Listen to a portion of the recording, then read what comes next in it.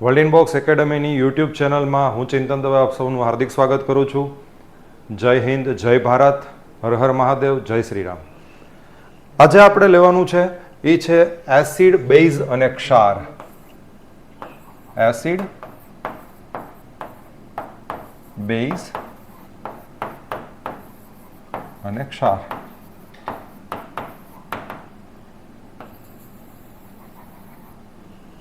જુઓ, આ એક એવો ટોપિક છે કેમિસ્ટ્રીનો, રસાયણ વિજ્ઞાનનો, જે વારે ઘડીએ એક્ઝામ્સની અંદર પૂછાતો હોય છે. એમાં ખાસ કરીને જ્યારે આપણે વાત કરીએ તો આ જે એસિડ છે એના ઉપર બહુ વખત પ્રશ્નો પૂછાતા હોય છે. બેઝ ઉપર પણ આવતા હોય છે, પણ એસિડ થોડાક વધારે કંઈક જાણીતા છે. તો દરેક વિશેની આપણે વાત લેશું. એસિડ છે એ શું છે, આપણી આખી વાત થોડીક કરી દઈએ કે કઈ રીતે આપણું આખું લેશું. એસિડ શું છે, બેઝ શું છે, બંનેની અંદર આપણે એ વાત પણ લેશું કે એના થોડા થોડા ઉદાહરણો, એસિડના ઉદાહરણો કયા કયા આવી શકે, બેઝના ઉદાહરણો કયા કયા આવી શકે. એ ઉપરાંત આપણે એક વસ્તુ આવશે તો કે એસિડ અને બેઝમાંથી એક પ્રક્રિયા આવે છે જેને કહેવામાં આવે છે તટસ્થીકરણ. તો તટસ્થીકરણની આખી પ્રક્રિયા આપણે દેશું. એના પછીમાં આવશે ક્ષાર, અને ક્ષાર વિશેની આપણે વાત લેશું. બરાબર? તો એક પછી એક આપણે જોતા જઈએ અને વાત મૂકતા જઈએ. હવે જુઓ, એસિડ અને બેઝ છે એ બંને એકબીજાના વિરોધી છે. તો બેસ્ટ ઓપ્શન એ છે એસિડ અને બેઝને એકબીજાના તફાવત તરીકે ભણીએ. બરોબર? તો આપણે એના માટે એક તફાવત માટે એક આવી રીતે લાઈન વચમાં મૂકી દઈએ છીએ અને હવે આપણે એસિડ અને બેઝની વાત લઈએ. અહીંયા આવી જાય છે એસિડ, અહીંયા આવી જાય છે બેઝ. એસિડ જે છે, બરોબર, હવે આપણે એક પછી એક જોઈએ. તો આ એસિડ જે છે એ સ્વાદે ખાટા છે. તો સામે બેઝ છે એ સ્વાદે તુરા કે કડવા છે. બરોબર? એસિડ છે એ સ્વાદે ખાટા છે, તો આ સ્વાદે તુરા કે કડવા છે. બીજું, સ્પર્શે, સ્પર્શે, એસિડ છે એ દાહક છે. તો સામે બેઝ છે, સ્પર્શ ચીકણા છે.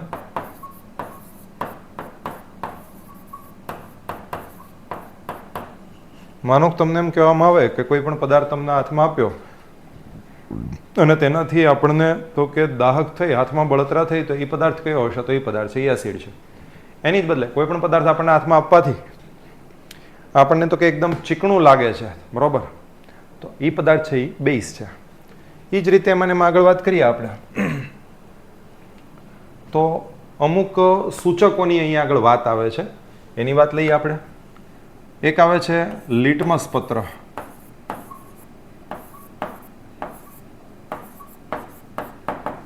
કયું લિટમસ પત્ર કેવા રંગનું એસિડમાં થાય છે અને કયું લિટમસ પત્ર કેવા રંગનું બેઝમાં થાય છે? તો લિટમસ પત્ર છે એ એસિડમાં ભૂરા રંગનું લિટમસ પત્ર છે એ લાલ થશે. સેમ વે અહીંયા જ્યારે વાત કરવામાં આવશે તો લિટમસ પત્ર લાલ રંગનું હશે, એ ભૂરું થશે. બરોબર? હવે અહીંયા આગળ પ્રશ્ન એવો થાય કે સાહેબ આવું લિટમસ પત્રને એવું કરવાની ક્યાં જરૂર છે? આમનામાં સીધે સીધી ખબર પડી જાય કોઈ પણ એસિડ છે, બેઝ છે. અજાણ્યું કોઈ પણ દ્રાવણ તમારી સામે આવે છે તો એ એસિડ છે કે બેઝ છે એ ખબર કેમ પડશે? તો એ ખબર પડશે આપણને તો કે એના લિટમસ પત્રની કસોટી દ્વારા. લિટમસ પત્ર શું છે? આપણું પાઠ્યપુસ્તકની અંદર એનું બહુ સરસ વાત કરેલી છે. લાઇકેન કરીને એક સજીવ આવે છે જે મૂળભૂત રીતે લીલ અને ફૂગ આ બંનેનું એક સહજીવન છે, લાઇકેન. એ લિટમસ પત્રની અંદર ઉપયોગમાં આવે છે. એમાંથી લિટમસ પત્ર બનાવવામાં આવે છે. લિટમસ પત્ર બે પ્રકારના હોય છે, ભૂરું અને લાલ. જો તમે લાલ રંગનું લિટમસ પત્ર આમાં નાખો તો લાલ રંગનું છે એમાં કોઈ અસર થતી નથી, લાલનું લાલ જ રહેશે. પણ ભૂરું નાખો તો એ લાલ થશે. સેમ વે આમાં તમે ભૂરું લિટમસ પત્ર નાખશો બેઝમાં તો એમાં કોઈ અસર થતી નથી, ભૂરાનું ભૂરું રહે છે. એની સરખામણીમાં લાલ તમે લિટમસ પત્ર નાખશો તો એ ભૂરું થશે. હવે આમાં થાય છે એવું કે લાલ ભૂરાની તો ખબર પડે છે, પણ જ્યારે અણીના ટાઈમે પરીક્ષાની અંદર પૂછાય ત્યારે આપણે આમાં હેરાન થઈ જતા હોઈએ છીએ. તો એની જરાક વાત લઈએ આપણે. આના માટે આપણે એક ટ્રીક જોઈએ છીએ કે કઈ રીતે આપણને ખબર પડશે કે કયું આમાં લિટમસ પત્ર છે, એની વાત કરવાની છે. તો જ્યારે તમને એમ કહેવામાં આવે, એક તમે યાદ રાખી રહ્યો, એ ભૂલા, એ ભૂલા. ભૂલા નામનો છોકરો હોય એને એના મમ્મી અથવા એના પપ્પા અથવા એના ભાઈબંધો એને કેમ બોલાવશે? એ ભૂલા. તમને ખ્યાલ હોય તો છેલ્લો દિવસ કરીને જે પિક્ચર આવ્યું હતું, બરાબર, ગુજરાતી સિનેમાની અંદર એક જેને કહી શકાય કે એક માઇલસ્ટોન સમૂહ પિક્ચર હતું. પિક્ચરમાં માઇલસ્ટોન જેવું પણ એમ કહી શકીએ આપણે કે કોમેડીની દ્રષ્ટિએ બહુ સરસ પિક્ચર હતું. એની અંદર તમે જો એક ધૂલો હતો, બરોબર, આપણે એમ સમજવાનું ભૂલા. એ ભૂલા એસિડ ભૂરા લિટમસ પત્રને લાલ બનાવે. હવે એનું ઊંધું છે તો એની મને ખબર પડી જવાની છે, બરોબર, કે બેઝ છે એ લાલ લિટમસ પત્રને ભૂરું બનાવશે. એક જ વસ્તુ યાદ રખાય, બધા ઘણી બધી વસ્તુઓની યાદ ન રખાય. બીજી વાત કરીએ આપણે તો કે એક આપણી પાસે એવા પ્રકારનું છે જેને કહેવામાં આવે છે ગુલાબ પત્ર.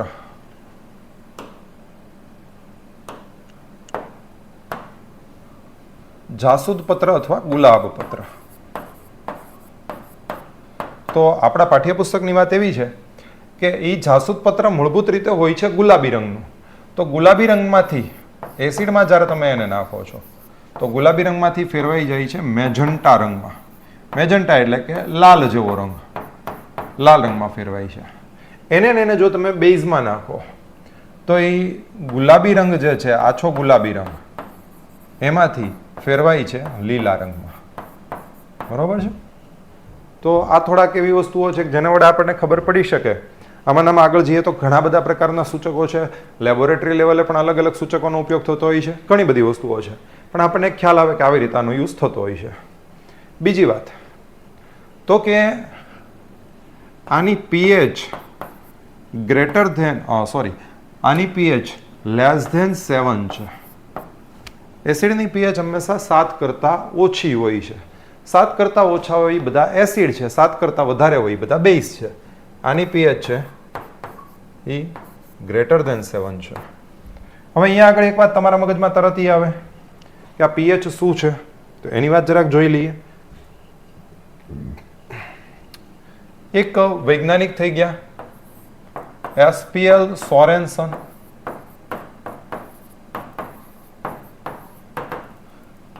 એણે વિચાર કર્યો કે કોઈ પણ દ્રાવણ એસિડિક છે કે બેઝિક છે તો એ જાણવા માટે શું કરી શકાય, કઈ વસ્તુ કરી શકાય. તો એણે એક એના માટે માપક્રમ બનાવ્યો છે પીએચ. પીએચ શું છે? Minus logarithm of H plus ion છે, બરોબર.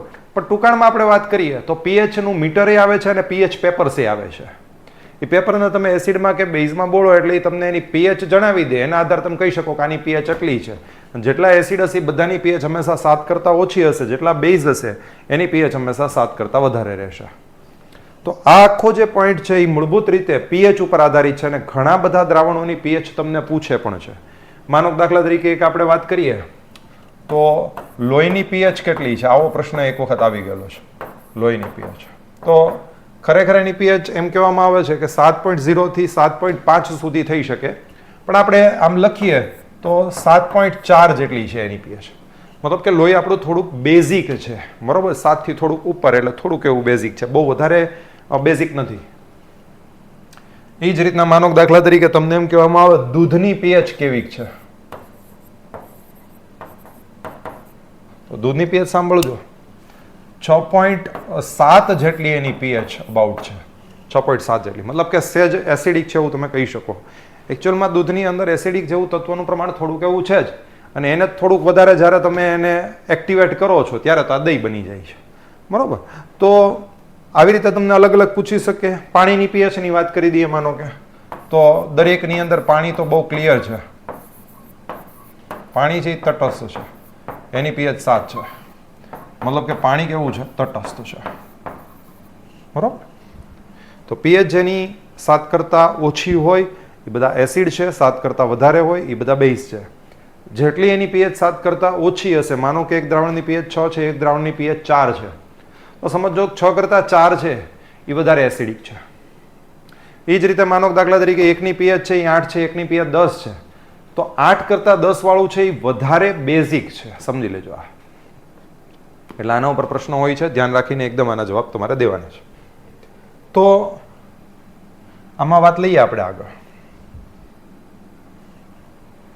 એક બીજો પ્રશ્ન હમણાં એક આવી ગયો છે જેને આપણે જરાક અહીંયા વાત મૂકીએ. કોન્સ્ટેબલમાં આ પ્રશ્ન આવી રીતે પૂછાયેલો છે કે pH plus pOH is equal to what. આવી રીતે પ્રશ્ન પૂછાયેલો છે. તો એનો જવાબ છે 14. મગજની અંદર એકદમ નાખી જ દેજો.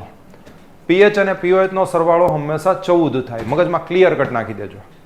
અને એને અનુલક્ષીને જ, આને અનુલક્ષીને જ જો તમને એમ કહેવામાં આવે કે પીઓએચ એસિડની કેટલી, પીઓએચ એસિડની કેટલી,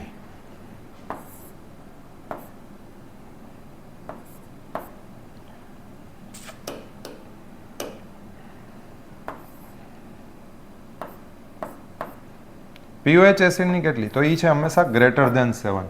અને એ જ રીતે જો પીઓએચ બેઝની પૂછવામાં આવી તો હંમેશા લેસ ધેન 7. બરોબર. તો પીએચ ની અંદર જે છે એનાથી ઊંધું તમને જોવા મળે છે. આને યાદ રાખવાનો બહુ સરસ તરીકો એક જ છે.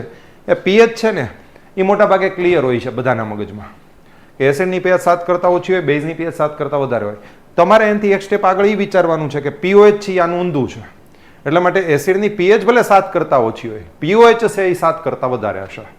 એ જ રીતે બેઝની પીએચ ભલે 7 કરતાં વધારે હોય પણ બેઝની પીઓએચ છે એ 7 કરતાં ઓછી હોય છે. તો આટલી વસ્તુઓને તમે ધ્યાનમાં રાખી લો તો તમારી પાસે એસિડ અને બેઝ વિશેની માહિતી આવી જાય. હવે આમાં આપણે વાત કરતા જઈએ તો અમુક આના ઉદાહરણ આપણે જોઈએ થોડા. તો ઉદાહરણની વાત જરાક આ રીતે આવશે આપણી પાસે કે અમુક એસિડ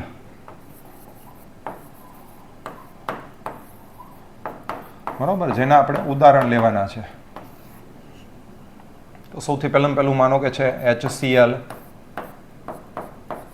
આને કહેવામાં આવે છે હાઇડ્રોક્લોરિક એસિડ.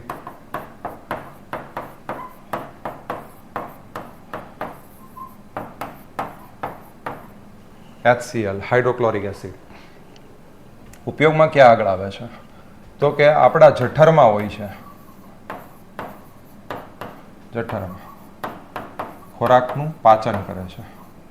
ખોરાકના પાચનમાં ટૂંકમાં એમાં મદદ કરે છે. બરોબર. પોતે તો પાચન નથી કરતો પણ પાચનમાં મદદ કરશે. એ જ્યારે એસિડિક માધ્યમ બનાવશે ત્યારે જ આપણા જઠરની અંદર રહેલા બધા ઉત્સેચકો છે એ પોતાનું કામ ચાલુ કરશે, એક્ટિવેટ થઈ જશે. બરોબર. હાઇડ્રોક્લોરિક એસિડ છે એ જઠરમાં ખોરાકનું પાચન માટે છે. ઘણા બધા એસિડ છે, ઘણું બધું છે આની અંદર. આપણે એમાં વાત આગળ કરીએ તો એક આપણે માનો દાખલા તરીકે એક એસિડ છે HNO3, આને કહેવામાં આવે છે નાઇટ્રિક એસિડ.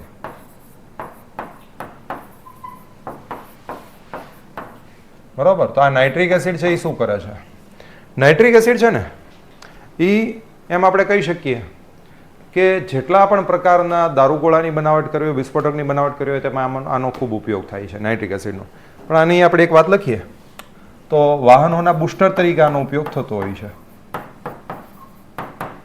વાહનોના બુસ્ટર. એ જ રીતે આપણને એમ કહેવામાં આવે H2SO4, તો આનું એક ખાસિયત છે H2SO4 છે એ સૌથી વધારે યુઝમાં આવતો એસિડ છે. એટલે માટે એને કહેવામાં આવે છે રસાયણોનો રાજા. બરોબર. રસાયણોનો રાજા. તો આ જે આખી વસ્તુ છે આપણી સામે, અલગ અલગ પ્રકારના એસિડ છે, એની અલગ અલગ પ્રકારની વાત છે. આમાં આપણે વાત કરીએ માનો તમને એમ કહેવામાં આવે કે લીંબુ, નારંગી, આ બધા ફળોની અંદર કયો એસિડ રહેલો છે? એ છે સાઇટ્રિક એસિડ. એ જ રીતે જ્યારે તમને એમ કહેવામાં આવે કે દ્રાક્ષ અને આંબલી, આમાં રહેલો એસિડ કયો છે? તો આ એસિડ કહેવામાં આવે છે ટાર્ટરિક એસિડ.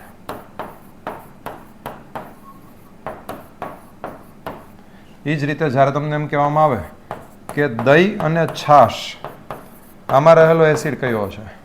તો એ છે લેક્ટિક એસિડ.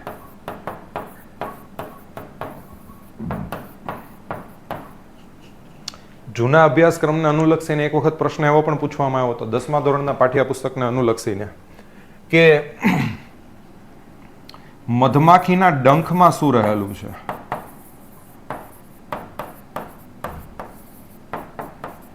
તો મધમાખીના ડંખની અંદર રહેલું છે મેલિટીન.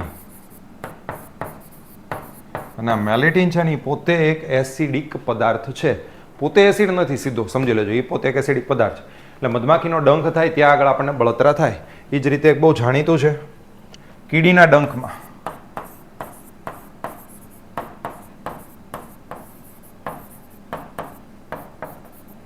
તો એની અંદર આવે છે ફોર્મિક એસિડ.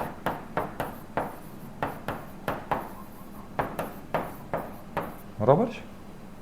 તો અહીંયા આગળ એસિડની વાત આપણે કરી. હવે આપણે થોડીક વાત લઈએ બેઝની. બેઝ છે એ બહુ વધારે જાણીતા નથી, કારણ કે બહુ વધારે યુઝેબલ નથી. બેઝનો ઉપયોગ બહુ વધારે નથી, એટલા માટે એસિડ જેટલા એ બહુ જાણીતા નથી બન્યા. પણ અમુકની આપણે વાત કરી શકીએ. માનો કે એક છે NaOH. જુઓ, જેટલા પણ બેઝ હશે ને એમાં OH લાસ્ટમાં આવશે. પણ એક વસ્તુ અહીંયા ક્લિયર ધ્યાનમાં રાખી લેજો. જો તમને એમ કહેવામાં આવે કે CH3COOH આ એસિડ છે કે બેઝ, તો તમે એવું વિચારો કે સાહેબે તો કીધું તું કે લાસ્ટમાં OH હોય તો એ બેઝ હોય. પણ અહીંયા આગળ સાંભળજો, અહીંયા આખો સમૂહ છે ને આ છે બોન્ડ COOH. આ એક એસિડ છે, કાર્બોક્સિલિક એસિડ છે આ. બરોબર, એસિટિક એસિડ જેને કહીએ ને એ આ છે. એટલે જ્યારે બોન્ડ COOH આવે તો ત્યારે ખાસ ધ્યાનમાં રાખી લેજો, ઈ OH બેઝને અનુલક્ષીને નથી. બાકીના જેટલા પણ OH વાળા છે એ બધા બેઝ છે. આને કહેવામાં આવે છે સોડિયમ હાઇડ્રોક્સાઇડ.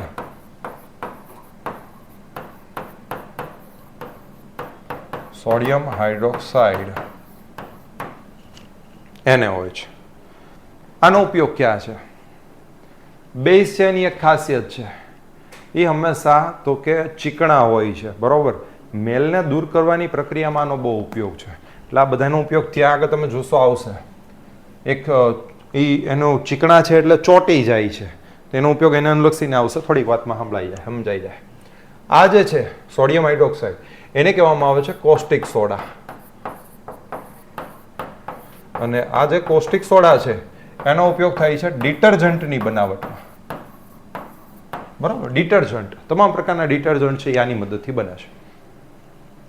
એ જ રીતે એક આપણે કહીએ CaOH ટ્વાઇસ, તો આને કહેવાય છે કેલ્શિયમ હાઇડ્રોક્સાઇડ.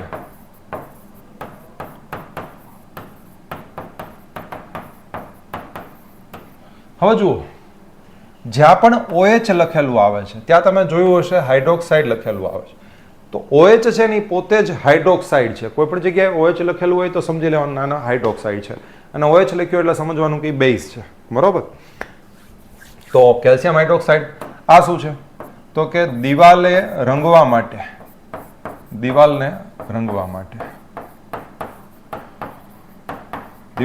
માટે આનો ઉપયોગ થતો હોય છે. એ જ રીતે અમુક જણાને એમ થાય કે ભાઈ આખી આપણી પાચનની આખો જે માર્ગ છે એને સરસ મજાનો રંગી નાખીએ, તો એના માટે પણ આ આવશે. માવાની હારે જે પડીકી મેળવો છો ને, માવો, કાચી આદી પાતરી. બરોબર, તો માવાની હારે જે પડીકી હોય છે, જે બાબુ લાઈન અલગ અલગ, એ પડીકી મૂળભૂત રીતે એ શું છે? એ આ જ છે. બરોબર, ધોળેલો ચૂનો, ફોડેલો ચૂનો. તો બીજી એમાં વાત કરીએ, એક આવે છે MgOH ટ્વાઇસ. આને કહેવાય છે મેગ્નેશિયમ હાઇડ્રોક્સાઇડ.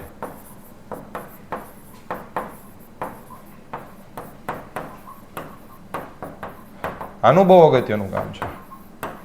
તમે વિચારો, આપણે બધાને ખ્યાલ છે કે કોઈ પણને એસિડિટી થઈ ગઈ હોય એટલે બધાને યાદ છે ઈનો આવે. બરોબર, ઈનો છે, ડાયજીન છે, જેલ્યુસિલ છે. આ બધાની અંદર મોટા ભાગે એક સમાન જો ઇન્ગ્રેડિયન્ટ હોય ને તો એ આ છે.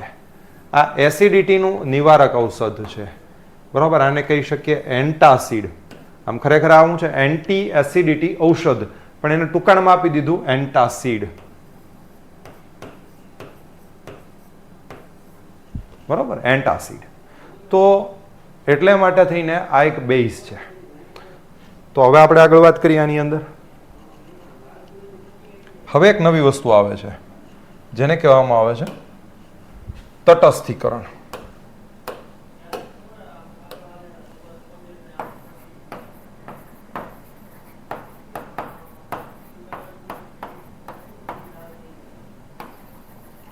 તટસ્થીકરણ છે શું?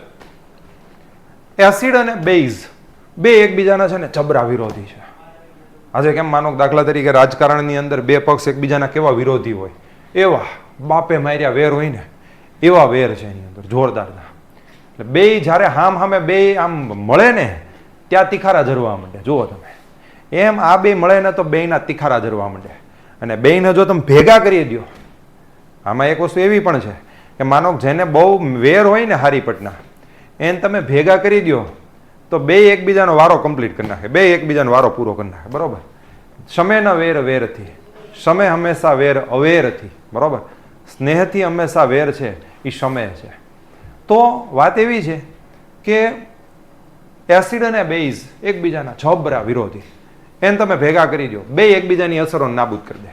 એસિડ છે એ બેઝની અસર નાબૂદ કરી દે, બેઝ છે એ એસિડની અસર નાબૂદ કરી દે. ટૂંકમાં દ્રાવણ ન એસિડ રહે ન બેઝ રહે. સમજાણું? એસિડને ભેગું કરો, બેઝને ભેગું કરો, પૂરું થઈ ગયું. હવે બે એકબીજાને તટસ્થ કરી નાખ્યા.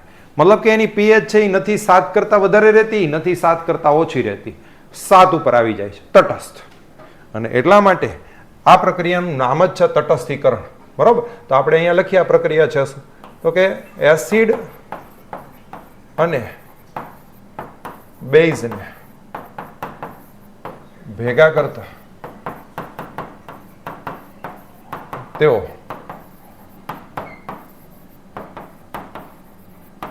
એકબીજાની અસરોને નાબૂદ કરે છે. પરિણામે દ્રાવણ તટસ્થ બને છે. બરોબર. દ્રાવણ છે તટસ્થ બની જાય. હંમેશા તટસ્થીકરણના અંતે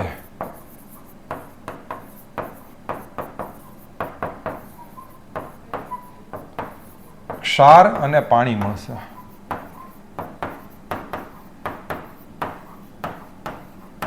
બરોબર. હવે વિચારો ક્ષાર અને પાણી. હવે આપણે એમ કીધું પરિણામે દ્રાવણ તટસ્થ બને છે અને તટસ્થીકરણના અંતે ક્ષાર અને પાણી મળશે. તો વિચારો ક્ષાર અને પાણી છે એ તટસ્થ હશે કે કેવા હશે? એસિડ હશે કે બેઝિક હશે? તટસ્થ હશે. બરોબર. આ બંને તટસ્થ છે. હવે આનું એક ઉદાહરણ આપણે જોઈ લઈએ કઈ રીતે છે. તો કે એક આપણી પાસે છે HCl, હાઇડ્રોક્લોરિક એસિડ, જેને આપણે કહીએ છીએ.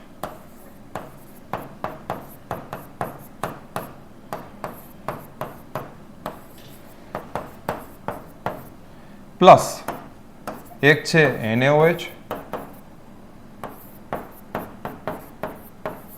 સોડિયમ હાઇડ્રોક્સાઇડ,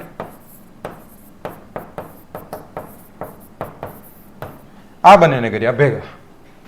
એક બાજુમાં છે એસિડ, એક બાજુમાં છે બેઝ. બંને ખતરનાક છે. બે પોતપોતાના એરિયાની અંદરના ભાઈ મહાનુભાવો છે ભાઈ, જબરદસ્ત. બેને ભેગા કરી દીધા. આ એસિડમાં ખતરનાક છે, ઓલું બેઝમાં ખતરનાક છે. બેને ભેગા કરી દીધા તો થાય છે શું? પહેલી વાત તો Cl અને અહીંથી Na, આ બે જોઈન્ટ થાય છે. પહેલી વાત તો આ બે જોઈન્ટ થઈ જાય છે. બીજું તો કે OH અને H, આ બંને ભેગા થઈ જાય. હવે વિચારો આ બે ભેગા થયા તો એમાંથી બનશે NaCl, સોડિયમ ક્લોરાઇડ. સાદી ભાષામાં કહીએ તો મીઠું.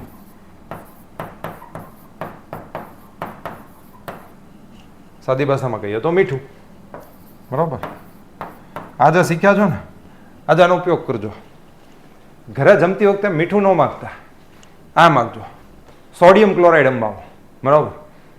ઘરના જેટલા હશે ને એ બધાને એમ થઈ જાય કે વાહ ભાઈ વાહ, અમારો છોકરો ભાઈ જોરદાર ભણી રહ્યો છે. બરોબર. અને આનો તમે વ્યવહારમાં ઉપયોગ કરવા માંડશો ને, H2O પાણી, બરોબર, NaCl સામાન્ય વસ્તુઓ તો લઈ શકો. કોકની માવાની પડીકી લેવા જાઓ તો એની હારે હારે કહી દો કેલ્શિયમ હાઇડ્રોક્સાઇડ આપી દો ભાઈ, તો તમારા મગજમાં આ જે રસાયણ વિજ્ઞાન છે ને એ એકદમ મગજમાં ક્લિયર થઈ જાય. આનો ઉપયોગ કરો વ્યવહારની અંદર. ભલે થોડીક વાર માટે ઓડ લાગશે, વિયર્ડ લાગશે, નો ડાઉટ, પણ આપણે ભણવા માટે તો કરીએ છીએ આ બધું. આ બધી માથાકૂટ જ એટલે કરવાની છે. તમે યાદ રાખવાને બદલે ઉપયોગમાં લઈ લો ને સીધું. તો આનો ઉપયોગ કરજો આજે. પ્લસ H અને OH ભેગા થઈ જાય તો H2O, પાણી. તો જુઓ તો એક મળ્યું ક્ષાર, એક મળ્યું પાણી. તો હંમેશા તટસ્થીકરણની પ્રક્રિયાને અંતે આપણને ક્ષાર અને પાણી મળે છે. બરોબર. તો આ જ આખી પ્રક્રિયા છે તટસ્થીકરણ છે.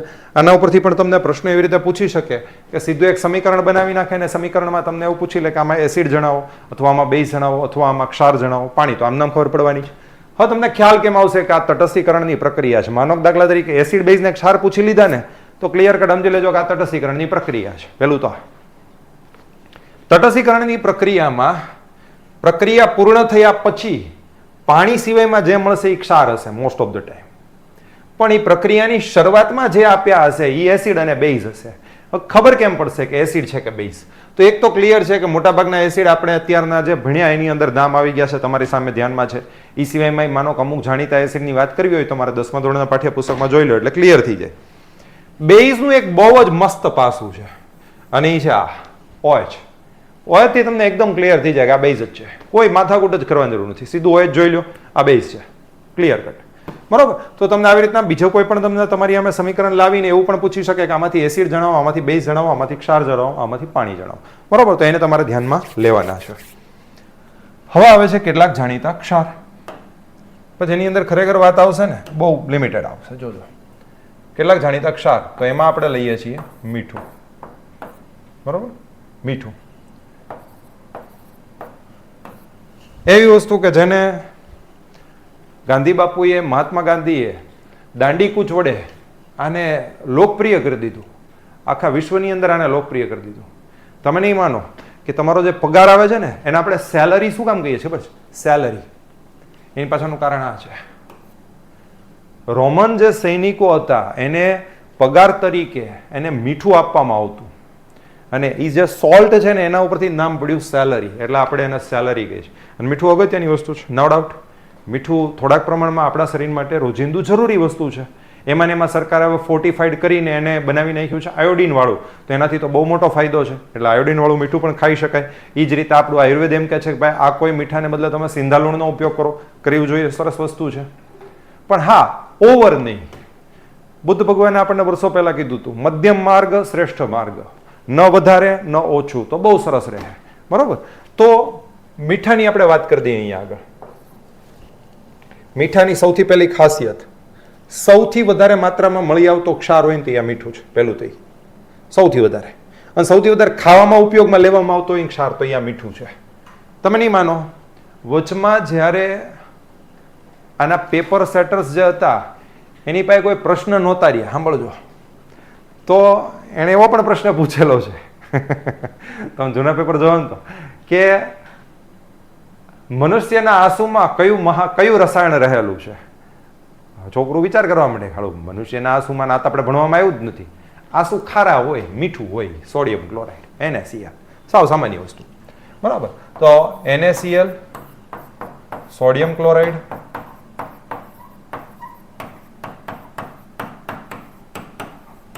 બીજી આની વાત મીઠાની કે આ જે મીઠું જે છે ને એનો સૌથી વધારે મેં કીધું એમ ઉપયોગ છે ખાદ્ય પદાર્થોની અંદર થઈ રહ્યો છે. બરોબર. તો કોઈ પણ પદાર્થની લાંબા ટાઈમ માટે જાળવણી કરવાની છે, લાંબા સમય માટે જાળવણી કરવાની હોય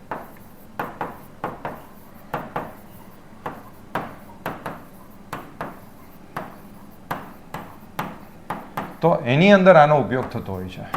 મીઠું ઉપયોગમાં આવે છે, તેલ આવે છે. દાખલા તરીકે આપણે કોઈ પણની સુકવણી કરીએ છીએ, અથાણું બનાવીએ છીએ, તો એ બધાની અંદર તમે જોજો મીઠા અને તેલનો ઉપયોગ થશે. એ જ રીતે એમ કહેવાય કે વિદેશોમાં તો કે રસ્તા પર અને મકાનની આજુબાજુમાં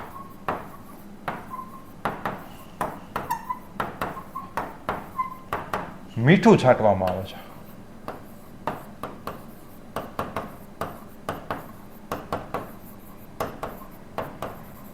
બરાબર. વિદેશોમાં ખાસ કરીને મેં કીધું એમ અત્યંત ઠંડીવાળા પ્રદેશોમાં, માનો કે દાખલા તરીકે આપણે એમ કહી શકીએ યુરોપિયન એરિયા, તો ત્યાં એ લોકો રસ્તા ઉપર બહુ મીઠું છાંટે છે અને મકાનની આજુબાજુમાં મીઠું છાંટે છે. એનું કારણ સાંભળજો. આજે માનો કે દાખલા તરીકે આપણે શિયાળો ચાલુ થાય, કયા ડોક્ટરને ત્યાં આગળ સૌથી વધારે ગરદી જોવા મળશે શિયાળામાં? તમે જુઓ, બહુ ક્લિયર કટ છે. માનો દાખલા તરીકે ચોમાસું કમ્પ્લીટ થયું અથવા ચોમાસું ચાલુ છે, પેટના રોગોને ત્યાં આગળ સૌથી વધારે તડાકો જોવા મળશે કારણ કે પાણી ફરે છે. આ સામાન્ય વસ્તુઓ જેને જો આપણે ધારીએ, આપણે અમુક અમુક ટેવોની અંદર જો ફેર કરી દઈએ તો આપણને આમાં ક્યારેય જોવા ન મળે, પણ સામાન્ય રીતે આ જોવા મળે છે. તો જ્યારે વરસાદનો સમયગાળો હોય ત્યારે પેટની તકલીફો જોવા મળશે, ઉનાળાનો સમયગાળો હોય તો પેટની તકલીફ જોવા મળશે, ગરમીની તકલીફો જોવા મળશે, માનો તજા ગરમી છે, માથાનો દુખાવો છે, જોવા મળશે. શિયાળો આવશે એટલે ફેફસાની તકલીફો સ્ટાર્ટ થશે, બરોબર, શરદી, ઉધરસ, બરોબર, અસ્થમા, એટેક્સ, ટીબી, આ બધાનું પ્રમાણ તમને વધારે જોવા મળશે. તો તમે નહીં માનો, યુરોપિયન એરિયાની અંદર ત્યાં આગળ જ્યારે શિયાળો ચાલુ થાય ને ત્યારે સૌથી વધારે તડાકો પડે છે ઓર્થોપેડિક્સને. કારણ હું બરફ પડવું, બરફ પડશે એટલે શું થઈ જશે, બધી જગ્યાએ બરફ છવાઈ જાય. હવે બરફ છે ને એ છવાઈ જાય તો બરોબર છે, નો ડાઉટ, નો વાંધો, પણ એનું એક આવરણ બનાવી નાખે છે અને એ આવરણને લીધે એકદમ રસ્તા એકદમ સ્લીપરી થઈ જાય છે. એટલે માણસ ગમે એટલું ધ્યાન રાખીને ચાલે તો પણ પડે એટલે એકાદ હાડકું ભાંગે. એટલે ત્યારે ઓર્થોપેડિક્સ તો આવું ન થાય, બરોબર. આને છાંટવામાં આવે ને તો ત્યાં આગળ બરફ આસાનીથી જામતો નથી. આની પાછળનું કારણ તો ભાઈ ઘણું લાંબુ વૈજ્ઞાનિક કારણ છે, પણ સામાન્ય આપણે લઈ શકીએ કે ભાઈ એનાથી તો કે જામતો નથી આ મૂળભૂત વસ્તુ. એ જ રીતે આના સિવાયની તમને વાત એ પણ કરી દઈએ કે મરી મસાલા અને તેજાના માટે થઈને જે યુરોપિયનો આપણે ત્યાં આવ્યા હતા તો એમાં એક મોટો ફાળો મીઠાનો પણ હતો. અને મીઠું છે એના ઉપર આ લોકો અંગ્રેજ સરકારો ખૂબ પ્રમાણમાં એની ઉપર કર લેતા. મીઠું છે એ રોજિંદા જીવનમાં થોડાક પ્રમાણમાં ઉપયોગમાં લેવામાં આવતી વસ્તુ છે, બરોબર. એના ઉપર અંગ્રેજો કર રાખતા ને જેને લીધે અંગ્રેજોને ખૂબ આવક થતી. પણ આપણે મીઠાનું પ્રમાણ ટૂંકમાં, એટલે મતલબ કે મીઠું છે એ ખાવાની અંદર એનું પ્રમાણ અત્યંત ઘટાડી દેવું પડતું. તો આવું ન થાય એના માટે થઈને અલગ અલગ બધા ઘણા બધા અને આના ઉપર સત્યાગ્રહ ને ઘણું બધું આના ઉપર થયું. અને એટલા માટે થઈને અત્યારના મીઠું છે એ તમે જોશો ને તો ગમે એ હોવા છતાં પણ મીઠું છે ને એ બહુ સસ્તું જોવા મળે છે. એની પાછળનું એક કારણ આ પણ છે, બરોબર. તો એક છે મીઠું. એ જ રીતે માનો દાખલા તરીકે એક તમે એવું પણ કહી શકો કે ખાવાનો સોડા અને ધોવાનો સોડા, ખાવાનો સોડા અને ધોવાનો સોડા. ખાવાનો સોડા છે તેનું જે અણુસૂત્ર છે એ છે NaHCO3. ધોવાનો સોડા છે એનું અણુસૂત્ર છે Na2CO3. આને આપણે કહીએ છીએ સોડિયમ, માથે જાણે અઘરું થઈ ગયું, સોડિયમ બાયકાર્બોનેટ.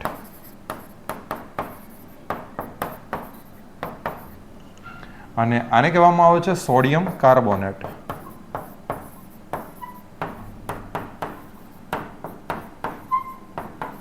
બરોબર.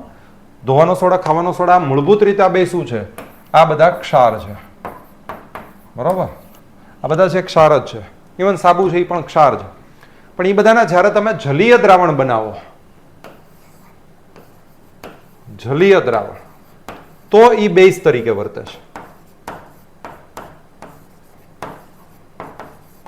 એટલે તમે એવું કહી શકો કે મૂળભૂત રીતે આ જે ખાવાનો સોડા, ધોવાનો સોડા છે, મૂળભૂત રીતે એ બધા શું છે, એ ક્ષાર છે. પણ એનું જલીય દ્રાવણ બનાવો તો એ બેઝ છે. તમને આવી રીતે પ્રશ્ન પૂછી શકે નીચેનામાંથી ક્ષાર કયો છે, એમાં ખાવાનો સોડા, ધોવાનો સોડા મૂકી દે. જો આમાં ભૂલ એટલા માટે થાય છે કારણ કે છે ને છોકરાઓના મગજમાં એવું હોય છે ખાવાનો સોડા, ધોવાનો સોડા એ મૂળભૂત રીતે બેઝ છે. તમે રિયલમાં એને પાણીમાં નાખશો એ એકદમ ચીકણાશ પકડી લેશે અને એનો ઉપયોગ થતો હોય છે. ખાવાનો સોડાનો ઉપયોગ છે તો એ માનો દાખલા તરીકે કોઈ પણ આથવણવાળી જે વાનગી હોય એને એકદમ પોચી બનાવવા માટે, રસોઈનું ખાદ્ય પદાર્થને પોચો બનાવવા માટે ખાવાનો સોડાનો ઉપયોગ થતો હોય છે. દાખલા તરીકે ગાંઠિયા. આમ ભાવનગરવાળા છીએ એટલે ગાંઠિયા પહેલા કોઈ પણ વસ્તુ ગાંઠિયા ઘૂસી જાય. તો દરેકની પોતપોતાની છે ભાઈ, દરેકે દરેક વસ્તુ. આજે હું એવું કહી શકું કે ભાઈ છે ને ગુજરાતથી વધારે ખાદ્ય સમૃદ્ધ એક એરિયાનું હોઈ શકે, બરોબર. અને એનો લાભ ઉઠાવવો જોઈએ. સાવ બિલકુલ દરેક વખતે હાવ શું કહેવાય ડાયટિંગ ઉપર ન રહેવું, બરોબર. જિંદગી બહુ સરસ મજાની છે. તો કહેવાનો મતલબ એ કે ખાવાનો સોડા અને ધોવાનો સોડા છે એ પોતે, બરોબર, ધોવાનો સોડાનો ઉપયોગ થાય છે ડિટર્જન્ટની બનાવટમાં. જે રીતે આપણે કીધું હતું NaOH કોસ્ટિક સોડા જે છે એનો ઉપયોગ થતો હોય છે ડિટર્જન્ટની વસ્તુઓ બનાવવામાં, એમાંનો ઉપયોગ થતો હોય છે ધોવાનો સોડા. પણ એ પોતે જ્યાં સુધી હોય ત્યાં સુધી ક્ષાર છે. પણ જ્યારે એનું જલીય દ્રાવણ બનાવો છો તો હવે એ બેઝ છે. એટલે તમને એવો પણ પ્રશ્ન પૂછી શકે નીચેનામાંથી ક્ષાર કયો છે અને આમાંથી કોઈ પણ આપી દે તો તમારે આનો પર ટીક મારવી પડે. એ જ રીતે માનો દાખલા તરીકે તમને એમ કે નીચેનામાંથી બેઝ કયો છે તો કોઈ પણ બીજા બેઝ નો આપે, પણ એમ કે ખાવાના સોડાનું જલીય દ્રાવણ તો એ બેઝ છે. સમજી લેજો આ વસ્તુને, બરોબર. તો